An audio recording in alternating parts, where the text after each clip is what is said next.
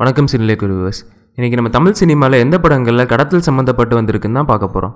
இதில் நம்ம ஃபர்ஸ்ட் பார்க்க போகிற படம் ஜென்டில்மேன். இதில் அர்ஜுன் நிறைய கெட்டப் போட்டு காசை கொள்ளையடிச்சு நிறைய பேருக்கு ஹெல்ப் பண்ணுவார்.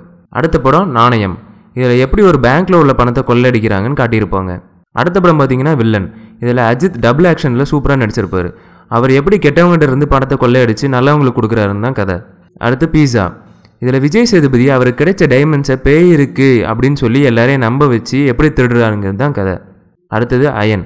இதில் சூர்யா எப்படி டைமண்ட்ஸ் கோல்டெலாம் எப்படி ஸ்மகிள் பண்ணுறாருன்னு காட்டியிருப்பாங்க. அடுத்த படம் ஆரண்ய காண்டம். இது ஒரு வித்தியாசமான ராபரி ஸ்டோரி. அடுத்த படம் சதுரங்க வேட்டை. ஒருத்தனை ஏமாற்றணுன்னா அவன் ஆசையை தூண்டணும் அப்படின்னு சொல்லி வித்தியாசமாக கொள்ளையடிச்சிருப்பார் ஹீரோ. அடுத்து சூப்பர் ஸ்டார் நடித்த சிவாஜி. இதில் சூப்பர் ஸ்டார் நல்லது பண்ணுறதுக்காக கெட்டவங்ககிட்ட இருந்து பணத்தை கொள்ளையடிப்பார். அடுத்த படம் கந்தசாமி. இதில் விக்ரம் இன்கம் டேக்ஸ் ஆஃபீஸராக இருந்தாலும் சாமி பேரை சொல்லி கொள்ளையடிச்சு நல்லவங்களுக்கு ஹெல்ப் பண்ணுவார். அடுத்த படம் மெட்ரோ. இதில் செயின் ஸ்நாச்சஸோட லைஃப் பற்றி சொல்லியிருப்பாங்க. அடுத்த படம் ராஜதந்திரம். இதில் ஹீரோ எப்படி ஒரு நகைக்கடையை கொள்ளையடிக்கிறாருன்னு காட்டியிருப்பாங்க.